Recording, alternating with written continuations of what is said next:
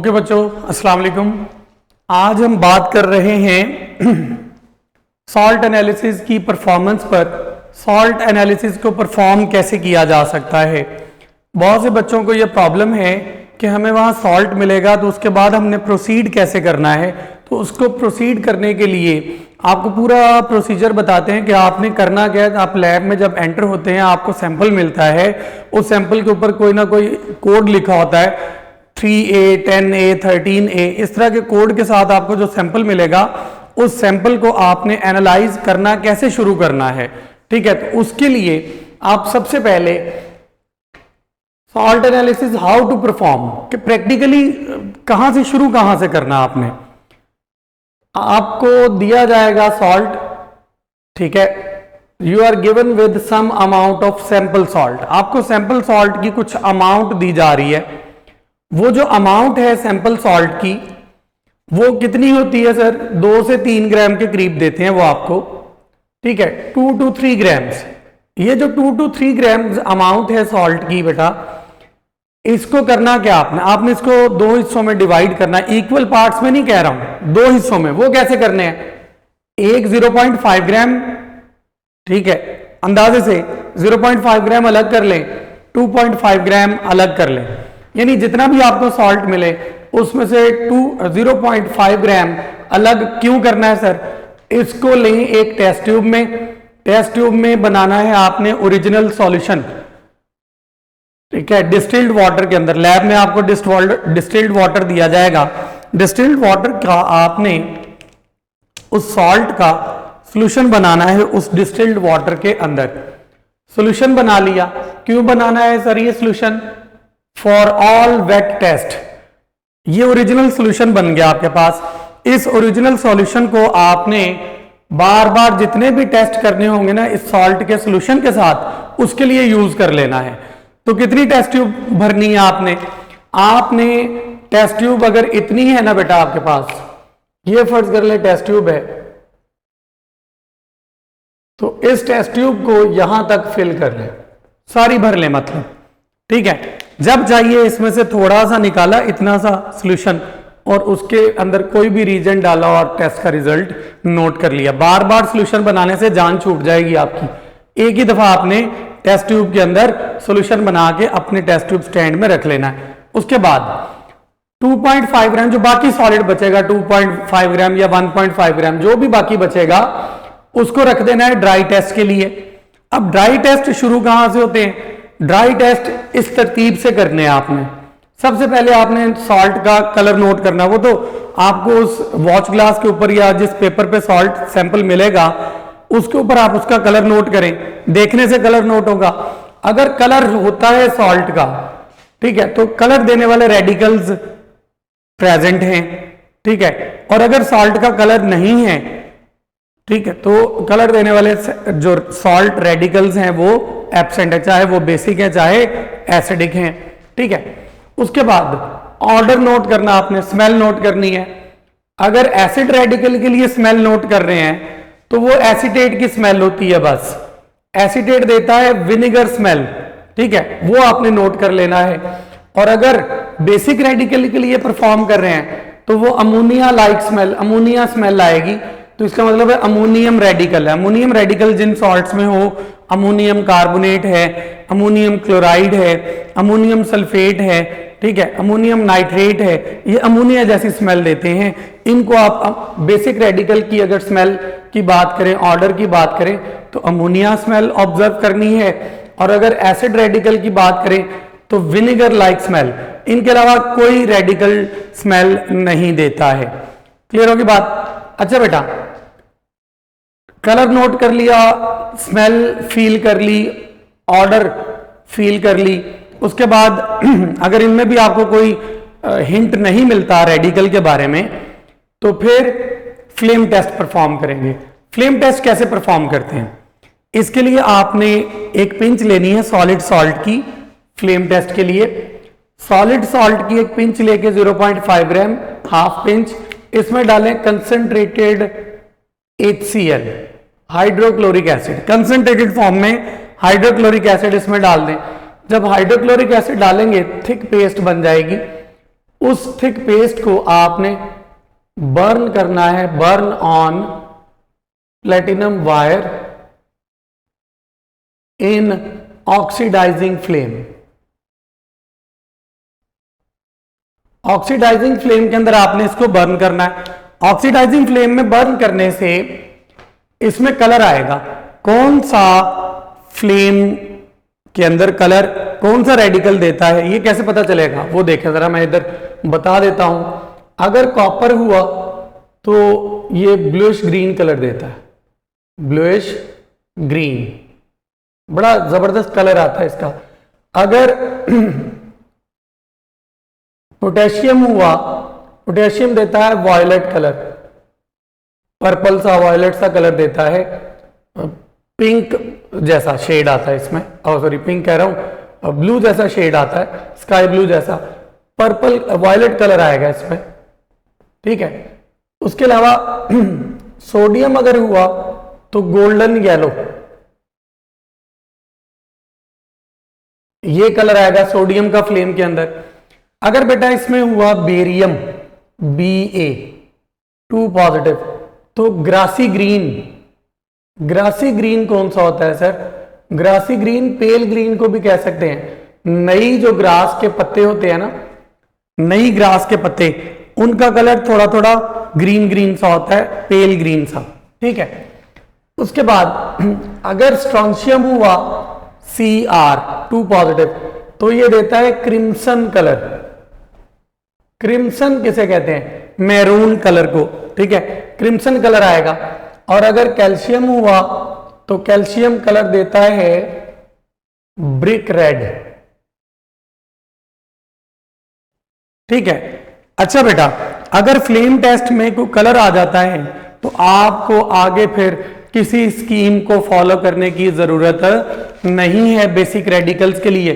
बस उस रेडिकल का एक इंडिकेशन टेस्ट और 2 कंफर्मेटरी टेस्ट लिखें और खत्म, ठीक है। ग्रुप इंडिकेशन टेस्ट और उस रेडिकल की कंफर्मेशन टेस्ट, 3 टेस्ट इसके बाद आपने परफॉर्म करने हैं, ठीक है। तो आपका बेसिक रेडिकल खत्म। स्कीम आपको याद होनी चाहिए बेसिक रेडिकल्स की, ठीक है। हर रेडिकल की अलग स्कीम है। जितने भी ग्रुप हैं, फर्ज कर ले अगर ये 3 रेडिकल हैं ग्रुप 1 के अंदर, सिल्वर, प्लम्बस और मर्क्यूरस, 3 रेडिकल हैं, तो इन तीनों के लिए शुरू वाले कुछ टेस्ट सेम होंगे, आगे जाके आइडेंटिफिकेशन टेस्ट रेडिकल का तीनों का थोड़ा डिफरेंट होगा।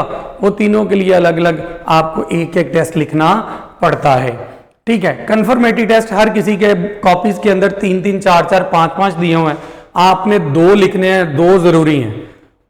2 कंफर्मेटरी टेस्ट के 2 मार्क्स हैं, लिखने भी हैं, और अगर परफॉर्म करवाते हैं आपसे तो परफॉर्म करना भी जरूरी है। अच्छा बेटा, अगर तो फ्लेम टेस्ट में भी कोई कलर नहीं आता, फिर हम आगे चलेंगे। इसका मतलब है ये सारे रेडिकल एब्सेंट हैं, 1 2 3 4 5 6, ठीक है। कोबाल्ट का भी कर ले, वो ब्लू कलर देता है। ये सारे रेडिकल्स क्या हैं?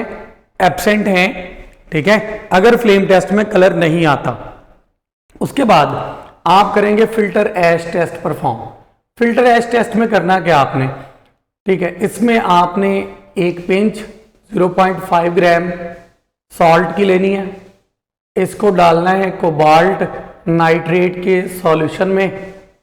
वो बना हुआ फाल्सा कलर का, लाइट पिंक कलर का, पर्पल जैसे वैसे कलर का सॉल्यूशन बना हुआ लैब में पड़ा होता है, लिखा होता है रीजेंट शेल्फ के ऊपर, उस बॉटल के ऊपर लिखा होगा cobalt nitrate solution. Cobalt nitrate के सॉल्यूशन में आपने एक पिंच सॉल्ट की डाल के बेटा इसको उसका सॉल्यूशन बनाना है, उसमें पेपर डिप करना है, डिप पेपर। पेपर कौन सा सर? फिल्टर पेपर, ठीक है।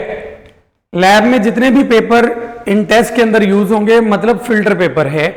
फिल्टर पेपर की इतनी सी स्ट्रिप काट कर वो आपने उसमें डिप करनी है सॉल्यूशन में, और उसको थोड़ा ड्राई करें। जब थोड़ा सा ड्राई हो जाए तो उसको जला दें, burn the paper, dip paper then burn, dry and burn. उसको ड्राई करके क्या कर लें? बर्न कर लें। बर्न करने से क्या बनेगा? ऐश। नोटेड कलर ऑफ ऐश। आपने ऐश का कलर नोट किया, कौन से कलर की ऐश क्या देती है वो देखें जरा। अगर तो ऐश का कलर आता है ग्रीन, ग्रीन ऐश आती है तो जिंक होगा, कंफर्म है जिंक है, पक्की बात। जिंक के अलावा कोई और ग्रीन ऐश नहीं देता बेसिक रेडिकल्स में से। अब जिंक कहां पर है? जिंक है ग्रुप 4 के अंदर, निकल, कोबाल्ट, जिंक, मैंगनीज। कहां ग्रुप 4 तक पहुंचना और कहां ये छोटा सा एक टेस्ट आपको ग्रुप 4 के रेडिकल तक पहुंचा देगा। और कंफर्मेशन के साथ ये 100% कंफर्म है कि ग्रीन ऐश आती है तो वो जिंक है।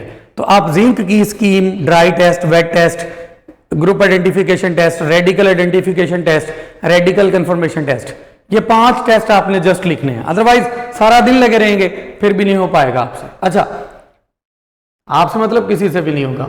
उसके बाद ग्रीन ऐश तो जिंक आ गया। अगर पिंक आ जाती है ऐश, ऐश का कलर हो जाता है सर पिंक, पिंक ऐश आती है। अगर पिंक ऐश आती है तो उसका मतलब है मैग्नीशियम है। मैग्नीशियम फिल्टर ऐश टेस्ट में पिंक ऐश देता है और ये पिंक बहुत प्रोमिनेंट पिंक नहीं होता, पिंक शेड आता है ऐश के अंदर। जिंक का कलर बहुत प्रोमिनेंट आता है ग्रीन, लेकिन इसका कलर पिंक शेड आएगा। वो आपको रोशनी में अच्छे तरीके से यूं करके थोड़ा बहुत ऐश को इधर उधर करके चारों तरफ से उसको कीनली ऑब्जर्व करेंगे फिर नजर आएगा। उसके बाद अब देखें ना मैग्नीशियम कौन से ग्रुप में है। ठीक है, मैग्नीशियम ग्रुप 6 में आता है। मैग्नीशियम किस में आता है? ग्रुप 6 में। ठीक है, अब वो कहां जाके ग्रुप 6 आता है। ठीक, आगे चलते हैं। इसके बाद बेटा अगर ऐश का कलर आ जाता है ब्लू, ब्लू कलर की ऐश अगर आती है तो वो बेटा एल्यूमिनियम है। ठीक है, एल्यूमिनियम रेडिकल का ब्लू कलर होता है तो एल्यूमिनियम है। और अगर ऐश का कलर आ जाता है ग्रीन, यानी डर्टी ग्रीन कह लें, ब्लूइश ग्रीन कह लें इसको। अगर ऐश का कलर ब्लूइश ग्रीन आता है, यानी ब्लू के साथ ग्रीन के साथ ब्लू शेड भी आ जाता है, ब्लूइश ग्रीन, ब्लूइश ग्रीन, तो बच्चों इसका मतलब है ये SN2 है, स्टेनलेस या स्टेनिक है। ये ब्लू ऐश देती है। देखें टिन कहां मौजूद है रेडिकल्स में? एल्यूमिनियम कहां है? एल्यूमिनियम है ग्रुप 3 में, अल्फेफेक्र ग्रुप 3। ठीक है टिन कहां मौजूद है? टिन बेटा मौजूद है ग्रुप 2 में, बेसिक रेडिकल्स के ग्रुप 2 में टिन मौजूद है। तो ये सारा कुछ करने की फिर आपको जरूरत नहीं है, आपको कंफर्म हो गया कि ब्लूइश ग्रीन ऐश है और ये टिन है, ब्लू ऐश है। तो ये ब्लूइश ग्रीन, ब्लू, ये पिंक, इन ऐश को बहुत कीनली आपको ऑब्जर्व करना पड़ेगा, फिर आपको इनका कलर नजर आएगा। बहुत प्रोमिनेंट कलर नहीं होता। ठीक है, क्रिटिकली देखना पड़ेगा आपको इनको, लेकिन ऐसा भी नहीं है कि नजर ना आए, आ जाता है नजर। क्लियर होगी बात? अच्छा बेटा, ये हो गया हमारा स्टार्ट। ये स्टार्ट कर लिया आपने। स्टार्ट करने से आपको कुछ एसिड रेडिकल, कुछ बेसिक रेडिकल के बारे में आइडिया आ जाएगा। ठीक है, अब आते हैं प्रॉपरली एसिड रेडिकल के टेस्ट कहां से हमने परफॉर्म करना शुरू करने हैं, कौन सा टेस्ट पहले करना है, तो उस पर बात करते हैं नेक्स्ट हम। ओके बच्चों, अब हम बात करेंगे कि जब आपको सॉल्ट दिया जाएगा लैब के अंदर प्रैक्टिकल के दौरान, तो आपने उसको कैसे प्रोसीड करना है फॉर एसिड रेडिकल्स। तो बेसिक स्कीम वही है जो अभी थोड़ी देर पहले आप लोगों को मैंने गाइड किया था। जब सॉल्ट मिलेगा आपको, उसके आपने 2 हिस्से कर लिए थे, एक 0.5 ग्राम लेके आपने सोल्यूशन बना लिया था, बाकी जो सॉलिड फॉर्म में आपने रखा हुआ है। ठीक है, अब एसिड रेडिकल टेस्ट स्कीम क्या है? एसिड रेडिकल 3 हिस्सों में हमने डिवाइड कर लिए हैं, 3 ग्रुप्स में। एक वो ग्रुप है जिसे कहते हैं dilute acid group. Dilute acid group को डाइल्यूट एसिड ग्रुप इसलिए कहते हैं क्योंकि सॉलिड सॉल्ट के अंदर जब डाइल्यूट सल्फ्यूरिक एसिड डालेंगे या हाइड्रोक्लोरिक एसिड डाइल्यूट फॉर्म में डालेंगे, सॉलिड सॉल्ट के अंदर से कोई गैस निकलेगी। खुद ही निकल सकती है एसिड डालने से, या थोड़ा हीट करने से, वार्म करने से गैस प्रोड्यूस होगी। अगर गैस प्रोड्यूस होती है तो डाइल्यूट एसिड ग्रुप वाले सारे रेडिकल्स में से कोई ना कोई मौजूद है, ठीक है। और अगर डाइल्यूट एसिड डालने से कोई गैस प्रोड्यूस नहीं होती, इसका मतलब डाइल्यूट एसिड ग्रुप एब्सेंट। फिर कंसंट्रेटेड एसिड ग्रुप डालेंगे, नया सॉल्ट लें थोड़ा सा सॉलिड, उसमें कंसंट्रेटेड H2SO4 डालें, और कंसंट्रेटेड H2SO4 डालने से अगर गैस इवॉल्व होती है तो उसका मतलब है कंसंट्रेटेड एसिड ग्रुप के रेडिकल्स प्रेजेंट हैं। अब बेटा डाइल्यूट एसिड ग्रुप में कौन से रेडिकल्स हैं, कंसंट्रेटेड एसिड ग्रुप में कौन से रेडिकल्स हैं, ये आपको याद होने चाहिए। तो चलें पहले आपको डाइल्यूट एसिड ग्रुप के रेडिकल्स बताते हैं। इसमें है कार्बोनेट CO3 2 नेगेटिव, बाइकार्बोनेट, ठीक है, बाइकार्बोनेट HCO3 2 नेगेटिव, ये बाइकार्बोनेट है। Sulphide SO3 2 negative, thiosulphate S2O3 2 negative, ठीक है, सल्फाइड S2 नेगेटिव, NO2 -1, तो ये है नाइट्राइट, ठीक है। ये 5 रेडिकल्स हैं, 6, 1 2 3 4 5 6 डाइल्यूट एसिड ग्रुप के 6 रेडिकल्स हैं, 1 2 3 4 5 6। कंसंट्रेटेड एसिड ग्रुप के रेडिकल्स कौन से हैं? क्लोराइड है Cl नेगेटिव, ब्रोमाइड है Br-1, iodide I-1, acetate vinegar smell होती है जिसकी, ये फौरन पहचाना जाता है अपनी स्मेल से, nitrate NO3 1 negative, oxalate C2O4 2 negative, ठीक है। ये रेडिकल्स कहलाते हैं कंसंट्रेटेड एसिड ग्रुप रेडिकल। अगर इनमें से कोई मौजूद हुआ तो डाइल्यूट एसिड डालने से, इवन गर्म करने से भी गैस नहीं देगा, कंसंट्रेटेड सल्फ्यूरिक एसिड डालने से गैस प्रोड्यूस होगी ओनली, वो चाहे कंसंट्रेटेड एसिड डालते ही प्रोड्यूस हो जाए या थोड़ा वार्म या हीट करने पर प्रोड्यूस हो। अच्छा बेटा, अब इसको प्रोसीड कैसे करना है, आते हैं इस पे। सबसे पहले आपने इसकी परफॉर्मेंस यहाँ से शुरू होती है। सॉल्ट मिला आपको, आपने उसका कलर देखना है। अगर सॉल्ट का कोई कलर है, ठीक है, तो क्रोमेट, डाइक्रोमेट, क्रोमेट के येलो कलर होते हैं, डाइक्रोमेट ये होता है रेडिश ब्राउन कलर का, परमैंगनेट MnO4 -1 ये होता है कौन से कलर का, पिंक, पर्पल, ठीक है। सल्फेट और क्लोराइड फेरस के या फेरिक के Fe2 पॉजिटिव और Fe3 पॉजिटिव, ये कलर्ड होते हैं। फेरस के ग्रीन होते हैं, डर्टी ग्रीन, फेरिक के होते हैं ब्राउन या येलो, ठीक है। इसका मतलब ये एब्सेंट है सारे, इनमें से कोई प्रेजेंट नहीं है। फिर आपने स्मेल फील करनी है, ऑर्डर नोट करना, noted the order, no specific order. Specific order basic acid radical में स्पेसिफिक ऑर्डर सिर्फ है ही विनेगर स्मेल, और वो एसीटेट देता है बस। अगर एसीटेट हुआ तो विनेगर जैसी स्मेल आ जाएगी, ठीक है। उसके बाद ग्रुप डिटेक्शन करनी है आपने। ग्रुप डिटेक्शन कैसे करनी है? Take 0.1 gram of solid salt in a test tube and add dilute HCl। ये 0.1 ग्राम कितना होता है? एक आधी पिंच, पिंच तो होती है भर के, नहीं, आधी पिंच, 3-4 क्रिस्टल आपने डालनी है। 3-4 क्रिस्टल डालने से, और उसके बाद इसमें ऐड करना है डाइल्यूट HCl या डाइल्यूट H2SO4, दोनों में से जो अवेलेबल हो, ठीक है। ज्यादातर H2SO4 हम यूज करते हैं, ठीक है। डाइल्यूट सल्फ्यूरिक एसिड डाल दें, उससे रिजल्ट जरा गैस वगैरह जल्दी आ जाती है, उसकी रिएक्टिविटी ज्यादा है, गैस इवॉल्व होती है। इसका मतलब है dilute acid group radical present है। वो कौन से रेडिकल है ऊपर बता चुका हूं, इनका आगे फॉर्मूला लिख दें, ठीक है। ये सारे रेडिकल प्रेजेंट है।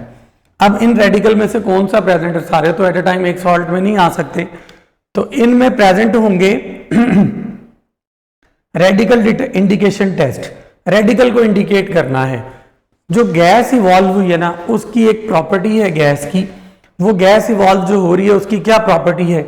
उसकी प्रॉपर्टी अगर वो गैस जो इवॉल्व हो रही है, कलरलेस है, ऑर्डरलेस गैस है, स्मेल नहीं है, उसको लाइम वाटर में से पास करें, लाइम वाटर मिल्की हो जाता है कैल्शियम कार्बोनेट की फॉर्मेशन से, तो इसका मतलब उस कंपाउंड के अंदर जो एसिड रेडिकल है वो या तो कार्बोनेट है या बाइकार्बोनेट। क्यों? क्योंकि कार्बोनेट और बाइकार्बोनेट से ही CO2 बन सकती है ना बेटा। सल्फाइड, थायोसल्फेट सल्फाइड से तो नहीं बनेगी। क्यों? उसमें कार्बन तो है ही नहीं। तो सल्फाइड या थायोसल्फेट, सल्फाइड, नाइट्राइड वो सारे एब्सेंट, कार्बोनेट और बाइकार्बोनेट प्रेजेंट अगर लाइम वाटर मिल्की हो जाता है तो। ठीक है, इसके बाद आपने कंफर्म करना है कि वाकई कार्बोनेट है या बाइकार्बोनेट है। आपने क्या करना है, ओरिजिनल सॉल्यूशन बनाया हुआ जो शुरू में आपने उसका सॉल्ट का 0.5 ग्राम लेके जो टेस्ट ट्यूब में सॉल्यूशन बना के रख लिया था, उसमें से थोड़ा सा लें, मैग्नीशियम सल्फेट डालें। मैग्नीशियम सल्फेट रीजेंट बॉटल में लैब में पड़ा होगा, आपने वहां से उठा के ओरिजिनल सॉल्यूशन ऑफ सॉल्ट जो आपको मिलेगा उसका सॉल्यूशन बनाना डिस्टिल्ड वाटर में, उसमें डालें, वाइट प्रेसिपिटेट्स आ जाएंगे। अगर वाइट प्रेसिपिटेट्स आ जाते हैं उसका मतलब है कार्बोनेट है। अब कार्बोनेट का अगला टेस्ट, कार्बोनेट दो तरह के होते हैं, एक होते हैं सॉल्युबल, एक होते हैं इनसॉल्युबल। वो इसी से आपको आइडिया मिल जाएगा कि सॉल्युबल है या इनसॉल्युबल। अगर वो पानी में डालने से सॉल्यूशन बन जाता है तो वो सॉल्युबल कार्बोनेट है, और अगर पानी में डालने से सॉल्यूशन नहीं बनता तो वो फिर इनसॉल्युबल कार्बोनेट है। अब सॉल्युबल इनसॉल्युबल ये क्या चक्कर है सर? ग्रुप 1 के carbonate, sodium carbonate, lithium carbonate, potassium carbonate, rubidium, caesium carbonate, ये पानी में डिसॉल्व हो जाते हैं यूं। ग्रुप 2 के कार्बोनेट जो है वो पानी में सॉल्युबल नहीं है। कौन कौन सा? Calcium carbonate, marble, limestone, chalk, ये calcium carbonate, magnesium carbonate, barium, strontium, इनके कार्बोनेट पानी में डिसॉल्व नहीं होते, उन्हें कहते हैं इनसॉल्युबल। ग्रुप 2A के इनसॉल्युबल कार्बोनेट, ये सॉल्युबल है, ग्रुप 1A से होगा। इसका कंफर्मेटरी टेस्ट और कर ले, 2 करने थे। ओरिजिनल सॉल्यूशन मैग्नीशियम क्लोराइड वाला सॉल्यूशन उसमें डालें, मैग्नीशियम क्लोराइड सॉल्यूशन डालना आपने, सॉल्यूशन डालें। जैसे मैग्नीशियम क्लोराइड सॉल्यूशन, ये भी सॉल्यूशन डालना है, मैग्नीशियम सल्फेट का भी। मैग्नीशियम क्लोराइड का सॉल्यूशन ओरिजिनल में डाला, व्हाइट प्रेसिपिटेट्स, तो इसका मतलब है सॉल्युबल कार्बोनेट कंफर्म हो गया। क्लियर होगी बात? तो ये एंड पे रिजल्ट लिख देंगे, इसके जगह नहीं है नहीं तो मैं लिख देता।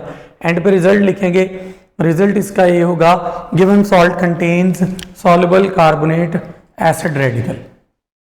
रिजल्ट इसका आप लिखेंगे लास्ट में, given salt contains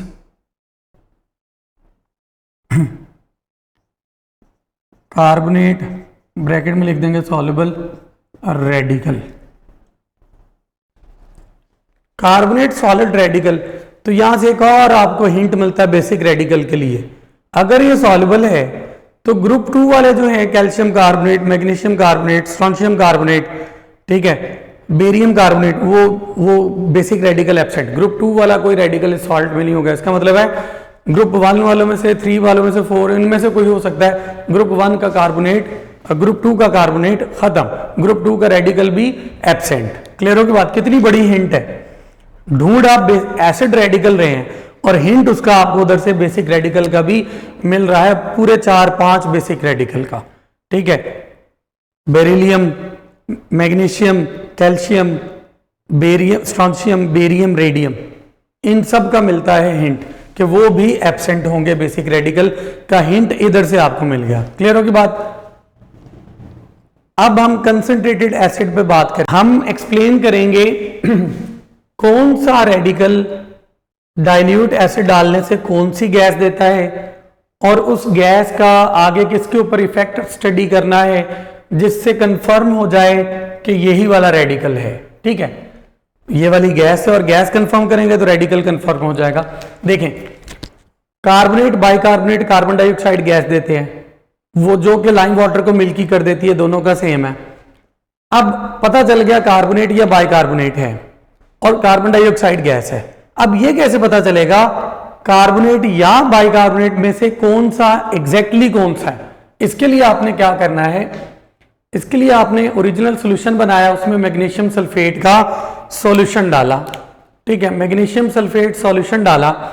white precipitates अगर बन जाते हैं तो कार्बोनेट, और अगर वाइट प्रेसिपिटेट्स नहीं बनते तो बाइकार्बोनेट। आगे सल्फाइड और थायोसल्फेट दोनों ही सल्फर डाइऑक्साइड गैस देंगे डाइल्यूट एसिड डालने पर। दोनों क्या करते हैं, ये सल्फर डाइऑक्साइड गैस क्या करती है, इसका इफेक्ट क्या होता है, टर्न्स पोटेशियम डाइक्रोमेट पेपर या सॉल्यूशन ग्रीन।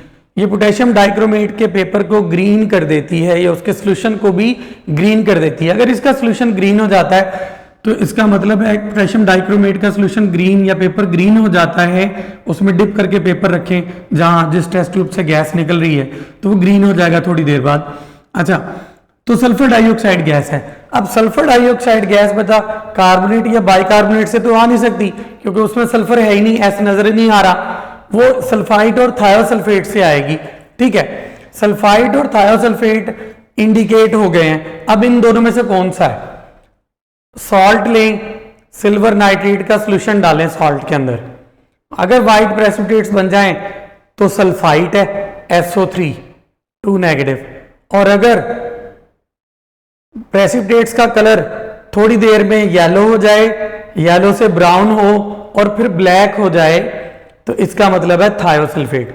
थायोसल्फेट का कलर प्रेसिपिटेट्स का वाइट नहीं रहता, वो येलो हो जाता है, येलो से ब्राउन हो जाता है, ब्राउन से ब्लैक हो जाता है with the passage of time. 2-4-5 minute के अंदर कलर चेंज आ जाएगा, वो थायोसल्फेट है। अच्छा बेटा, तो इस तरीके से आप इनको भी डिस्टिंग्विश आपस में कर सकते हैं। उसके बाद सल्फाइड, जब इसमें डाइल्यूट एसिड डालेंगे तो ये H2S गैस बनाएगा। H2S गैस की स्मेल होती है rotten egg smell, rotten egg, गंदे अंडे जैसी। अंडा अगर कभी खराब हो जाए तो उसमें भी हाइड्रोजन सल्फाइड गैस प्रोटीन की डिकम्पोजिशन से बनती है। सल्फाइड डाइल्यूट एसिड पर हाइड्रोजन सल्फाइड गैस देता है। हाइड्रोजन सल्फाइड का इफेक्ट किस पर स्टडी करना है, लेड एसीटेट पर। ये लेड एसीटेट सॉल्यूशन या पेपर को ब्लैक कर देगा। नाइट्राइट है, नाइट्राइट प्रोड्यूस करेगा NO2 गैस। ये जो NO2 गैस आएगी इसका इफेक्ट क्या है, कैसे कंफर्म होगा, NO2 गैस है, turns ferrous sulphate pepper black और ब्राउन, उसको ब्लैक कर देगी, ब्राउन ब्लैक, पहले ब्राउन होगा फिर वो पेपर क्या हो जाएगा, ब्लैक हो जाएगा। अच्छा बच्चों, इन सारे रेडिकल्स के लिए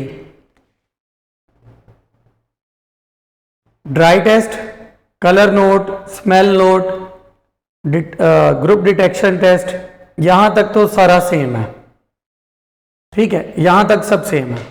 ये जो है ना, ये वाला हिस्सा, ये इफेक्ट वाला, ये जो इफेक्ट है, इफेक्ट वाला हिस्सा यहां से शुरू करके यहां तक, ये बेटा इससे आगे फिट होता है। ये रेडिकल इंडिकेशन और रेडिकल कंफर्मेशन टेस्ट, ये सारे ये लिखे हुए हैं हर ग्रुप के, हर रेडिकल के, ठीक है, ये लिखे हुए हैं यहां पर। ये हिस्सा इधर फिट आएगा। अगर SO2 गैस निकलती है, पोटेशियम डाइक्रोमेट पेपर को ग्रीन कर देती है, ठीक है, तो SO2 और क्या नाम है सल्फाइड और थायोसल्फेट में डिस्टिंग्विश करने के लिए सॉल्ट, सिल्वर लें, सिल्वर नाइट्रेट का सॉल्यूशन डालें, व्हाइट प्रेसिपिटेट्स आ जाते हैं, मैं बता चुका हूं। ये इधर लिखने हैं आपने, तो ये कंफर्मेटरी टेस्ट तक, और उसके बाद ये रिजल्ट आ जाएगा आपका। इसी तरीके से अब हम बात करते हैं कंसंट्रेटेड एसिड ग्रुप रेडिकल्स की। ये जो कंसंट्रेटेड एसिड ग्रुप रेडिकल्स हैं, इनको कैसे परफॉर्म करना है आपने, सेम उसी तरीके से ड्राई टेस्ट, सेम उसी तरीके से dry test, note, colour note करना है, स्मेल नोट करनी है, group indication test, group detection test. Group detection concentrated acid डालेंगे और वो गैस आएगी, गैस अगर आ गई तो कंसंट्रेटेड एसिड रेडिकल, ये सारे के सारे इनमें से कोई ना कोई प्रेजेंट है। आगे उसके टेस्ट कैसे करने हैं, रेडिकल इंडिकेशन टेस्ट कैसे करेंगे। ये रेडिकल इंडिकेशन टेस्ट लिखे हुआ मैंने, ये सारा उसका टेबल है, ठीक है। ड्राई टेस्ट वैसे ही जैसे इधर थे, ठीक है। ग्रुप इंडिकेशन टेस्ट वो यही है, सॉल्ट लें, सॉल्ट में कंसंट्रेटेड सल्फ्यूरिक एसिड डालें, अगर गैस आती है ठीक, थोड़ा वार्म करें, वार्म करने पर गैस आ सकती है, गैस आती है तो उस गैस का आपने एक प्रॉपर्टी, एक इफेक्ट नोट करना है, ठीक है। वो कौन सा है, कैसे पता चलेगा उसके बारे में, वो देखें। यहाँ हमारे पास अगर क्लोराइड है तो डाइल्यूट कंसंट्रेटेड एसिड डालने से HCl गैस आएगी। HCl गैस क्या करती है, वो अमोनियम हाइड्रोक्साइड के साथ रिएक्शन पर वाइट फ्यूम्स देती है, वाइट सा धुआं सा प्रोड्यूस होता है, उसे कहते हैं वाइट फ्यूम। ब्रोमाइड अगर हुआ तो रेडिश ब्राउन वेपर्स निकलेंगे, रेडिश ब्राउन गैस बनेगी, लेकिन does not turn ferrous sulphate solution या पेपर ब्लैक। फेरस सल्फेट के पेपर को ना तो ब्लैक करेगी, ठीक है, ना उसके सॉल्यूशन को ब्लैक करेगी। अगर ब्लैक ना करे तो वो reddish brown gas bromide ion की प्रेजेंस है, वो ब्रोमीन वेपर्स हैं। क्यों सर, अगर कर दे तो फिर नाइट्रोजन डाइऑक्साइड गैस है NO2। NO2 गैस कहां से आएगी, नाइट्रेट रेडिकल से। क्लियर होगी बात। अच्छा अब चलते हैं, अगर आयोडीन हुआ, iodide ion, iodine violet colour के वेपर्स निकलेंगे। ये जो वायलेट कलर के वेपर्स हैं, ये स्टार्च और पोटेशियम आयोडाइड का मिक्स करके सॉल्यूशन बनाना है, या उसमें पेपर डिप कर लें और उस पेपर का कलर क्या कर देगा, turn starch potassium iodide solution paper blue black, या उसे ब्लू कर देगा या ब्लैक कर देगा। तो इसका मतलब है आयोडाइड आयन था, तो iodide ion iodine vapour produce करता है जो कि वायलेट कलर के होते हैं, और वो स्टार्च पोटेशियम आयोडाइड के मिक्स सॉल्यूशन के पेपर को ब्लू या ब्लैक कर देते हैं। अगर ऑक्सलेट हुआ तो फिर कार्बन डाइऑक्साइड गैस प्रोड्यूस होगी, कंसंट्रेटेड एसिड डालने से, हो सकता है हीट करने पर आए, ठीक है। तो दो गैसें हो सकती हैं, CO2 और COB। CO2 तो लाइम वाटर को मिल्की कर देती है, टर्न्स लाइम वाटर मिल्की।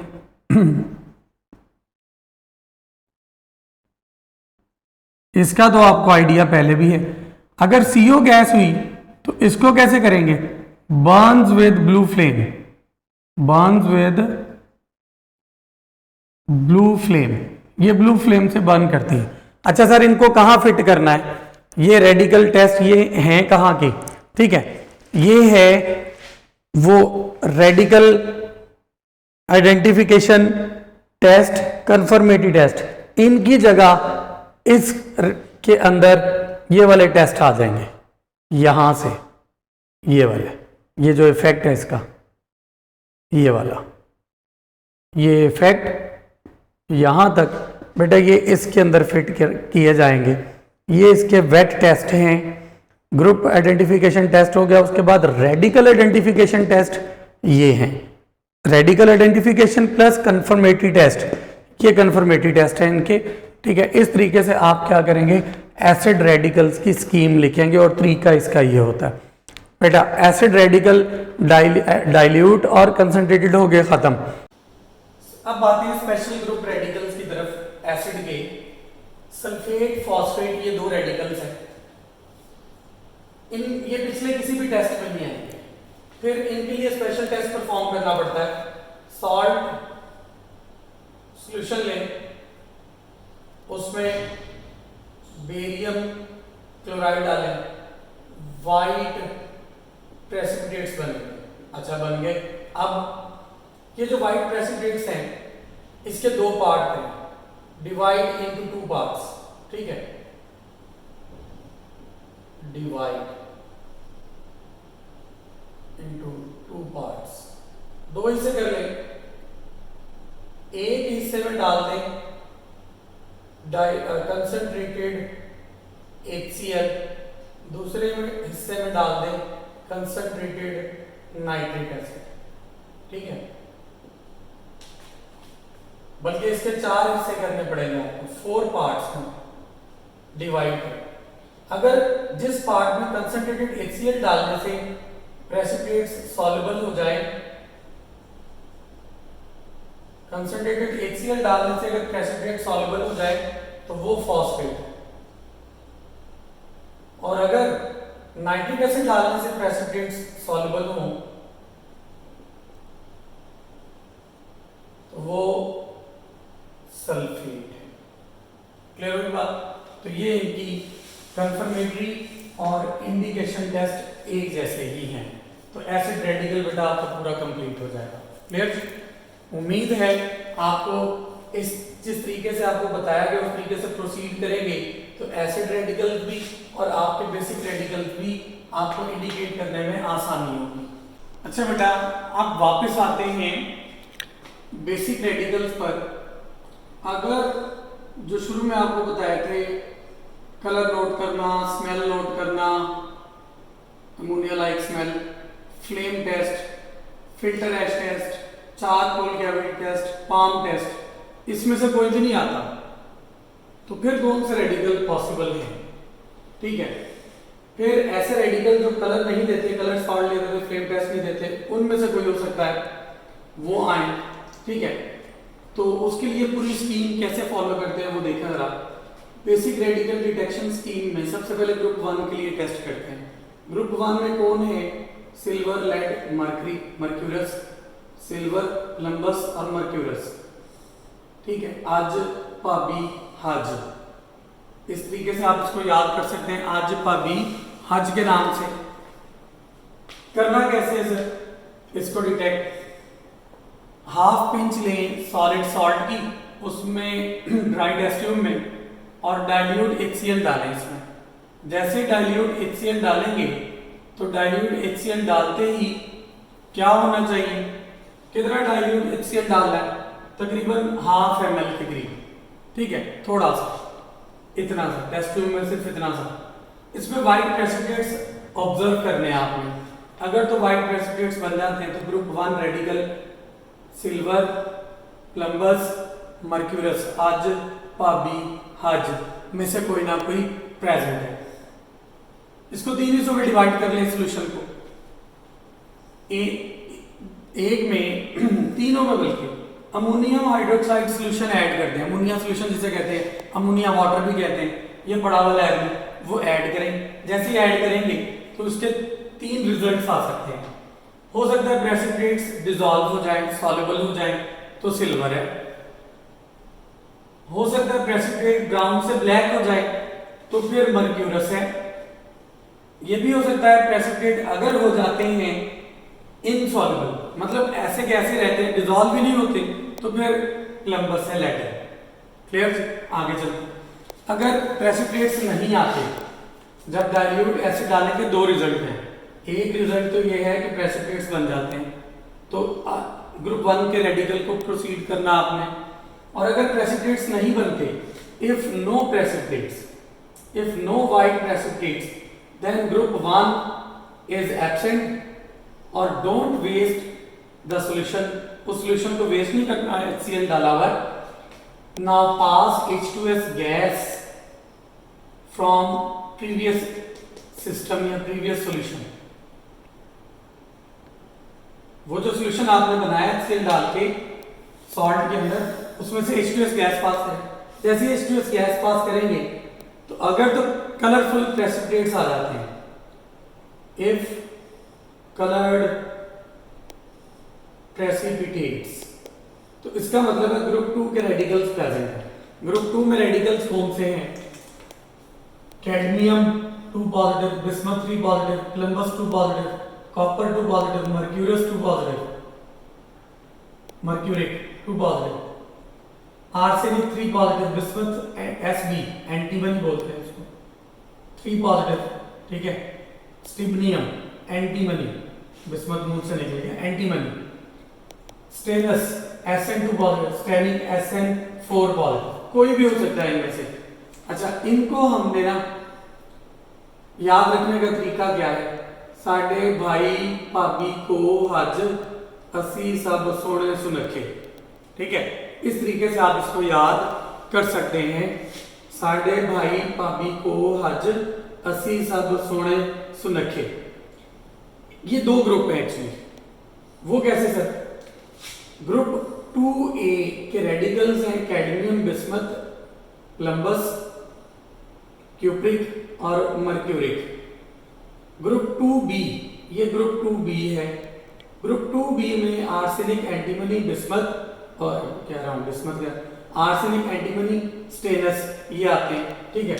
और इसमें बिस्मथ ऊपर आता है ये ग्रुप 1 में, A में 2A में।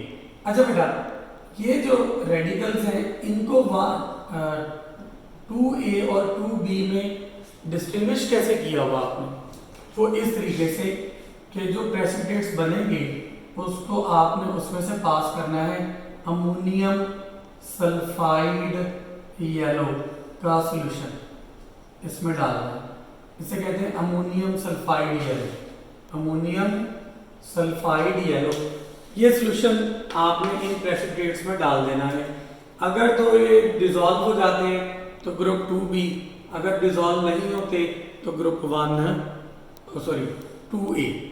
डिसॉल्व हो जाते हैं 2B, डिसॉल्व नहीं होते तो 2A। क्लियर जी? अगर ये भी नहीं होता, प्रेसिपिटेट से नहीं आते, तो फिर आपने सारे को फेंक देना है। फिर ग्रुप 3 और 4 के लिए टेस्ट करना आपने। ग्रुप 3 और 4 का टेस्ट सेम है, बस एक रिएजेंट का फर्क है H2S का। ग्रुप 3 में आपने करना क्या है? इसमें आपने डालना है अमोनियम क्लोराइड सॉलिड, फिर बॉयल करना है इसको, फिर कूल करना है इसको, फिर इसमें अमोनियम हाइड्रोक्साइड, अमोनियम वाटर डाल देना है एक्सेस में, तो प्रेसिपिटेट्स आएंगे। प्रेसिपिटेट्स आए, उनका कलर चार्ट आपके पास मौजूद है, वहां से नोट करें। अगर प्रेसिपिटेट्स नहीं आते तो ग्रुप 4 के लिए इसको प्रोसीड करना है। इसी सॉल्यूशन में H2S गैस पास कर देनी है। इस सॉल्यूशन में से क्या करना है? H2S गैस पास करेंगे तो निकल, कोबाल्ट, जिंक और मैंगनीज ग्रुप 4 का आ जाएगा। और कैल्शियम ग्रुप 5 है काबासर, कैल्शियम, बेरियम और स्ट्रोंशियम। ग्रुप 6 में सोडियम, मैग्नीशियम, पोटेशियम और अमोनियम आयन रेडिकल हो सकते हैं। जो ग्रुप 5 के लिए हमने क्या करना है? कैल्शियम, बेरियम और स्ट्रोंशियम, सॉल्ट ले, अमोनियम क्लोराइड डाले, बॉयल कूल, जैसे ग्रुप 3 और 4 के लिए किया था, बॉयल कूल, अमोनियम हाइड्रोक्साइड। अगर कोई प्रेसिपिटेट्स नहीं बनते, ठीक है, ग्रुप 3 में, तो फिर ग्रुप 4 के लिए उसको क्या करना आपने, ग्रुप 5 के लिए अमोनियम कार्बोनेट डाल देना सॉल्यूशन और एक्सेस में डालना व्हाइट प्रेसिपिटेट्स आ जाएंगे। अगर व्हाइट प्रेसिपिटेट्स आ जाते हैं तो कैल्शियम, बेरियम, स्ट्रोंशियम में से कोई ना कोई ग्रुप मौजूद है। ग्रुप 6 वालों का हर किसी का अलग अलग बिहेवियर है, उनके लिए कोई ग्रुप रीजेंट एज सच हमारे पास नहीं है, उनको हम different hit and trial method से आइडेंटिफाई करते हैं। That's all. Thank you sir, बहुत बहुत शुक्रिया, आपने बच्चों की इतनी मावनत की। और मेरे ख्याल में यूट्यूब की तारीख में इससे खूबसूरत वीडियो जो है वो नहीं होगी, और हम कोशिश करेंगे कि इंशाल्लाह जल्द इसको अपडेट कर दिया जाए। और कोई क्वेश्चन आप करें तो हम उनका आंसर देंगे, आप कुछ पूछना चाहें तो हम उसके बारे में बता सकते हैं। हाँ, थैंक यू सर, जज़ाकल्लाह।